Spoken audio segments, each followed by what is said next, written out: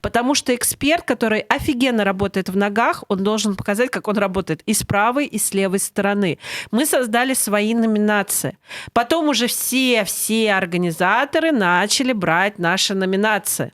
Хотя мы создатели этой номинации, и почему-то все забывают об этом озвучивать. И, конечно же, когда мы создаем что-то, нас просто слизывают, вот прям моментально. Мы создали номинацию «Ноги», мы создали номинацию «Руки». Face Beauty — это мой первый чемпионат, где я заняла 2 место как эксперт. И для меня это самая деликатная эстетическая работа. Если ты умеешь офигенно работать с лицом, значит, ты настолько это все делаешь круто, профессионально, воздушно. Поэтому эту, конечно, номинацию я взяла со своего первого участия в чемпионате.